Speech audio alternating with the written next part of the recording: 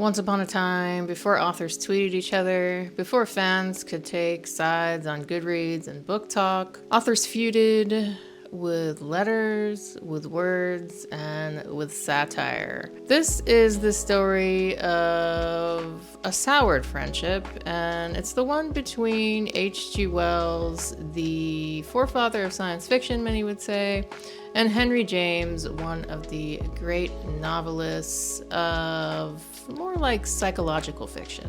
Two men, two geniuses, two totally opposing viewpoints of what literature should be, one that would ultimately end in harsh words, embarrassment, and even death.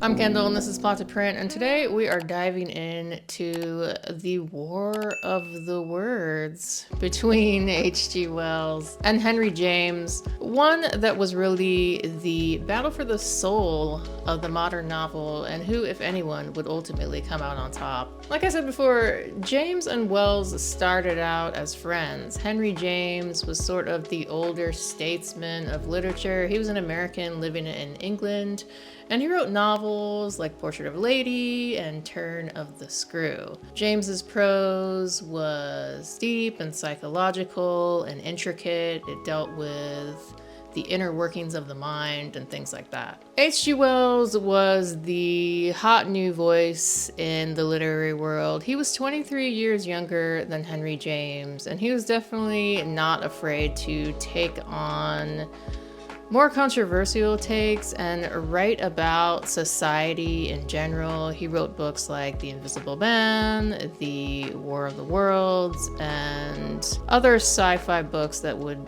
basically come to represent like classics of the genre. The two authors respected each other for quite some time. They would share letters, they would visit one another, and they shared mutual friends. James even said about Wells, or to Wells, "You for me are the most interesting literary voice of your generation. In fact, you're the only interesting one." On the other side, H.G. Wells probably admired James's scope and his literary prowess. But their friendship hid a philosophical ticking time bomb, because H.G. Wells and Henry James didn't just write differently, they believed differently. See, Henry James believed that the novel was all about art. It was about expressing life. He believed that the novel should really represent the inner workings of the mind, and that there was no better purpose of writing but to reflect life itself. For James, the plot didn't matter. What mattered was style, tone, perception, and the inner workings of the mind. Wells, however, saw fiction as a weapon for change. He was a trained biologist, and he considered himself a journalist first and foremost.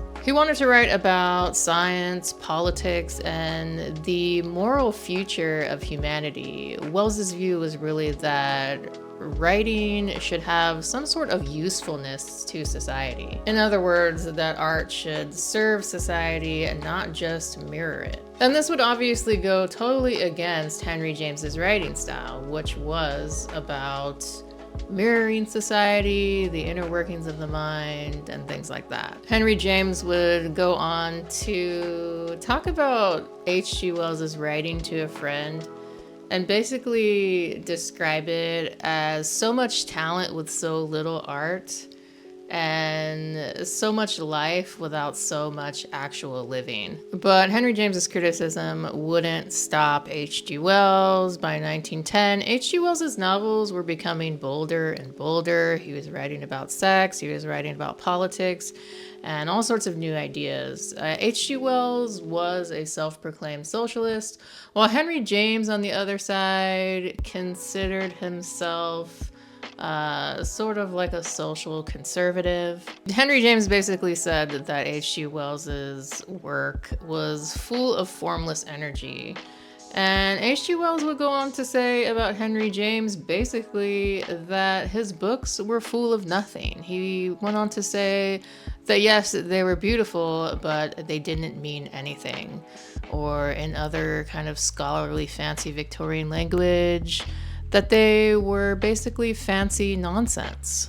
Burn. Because of this, their friendship probably started to unravel. But H.G. Wells, always sharp and observant, he had one more secret weapon up his sleeve for Henry James. In 1915, 20 years after Wells published The Time Machine, he would go on to publish a satirical novel. This novel was called Boone, The Mind of the Race, The Wild Asses of the Devil, and The Last Trump. Weird title, but hidden inside this book was a savage caricature of Henry James. Wells created a character named George Boone, who was sort of this writer who wrote really overcomplicated prose that went nowhere.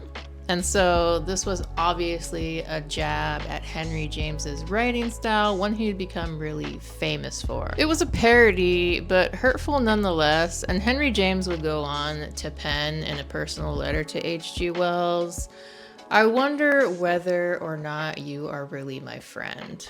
Wells replied to James saying, yes, they were friends, but at the same time, he also doubled down and basically said that James's writing was sort of a dead-end means to culture. Basically, that it was out of style. And just like that, one of literature's most interesting friendships was over. A year later, Henry James would die of a stroke, and H.G. Wells never really got a chance to rectify the situation. Later on, Wells would go on to say that he regretted the tone of Boone, but not the truth behind it. In hindsight, the feud between the two wasn't entirely personal.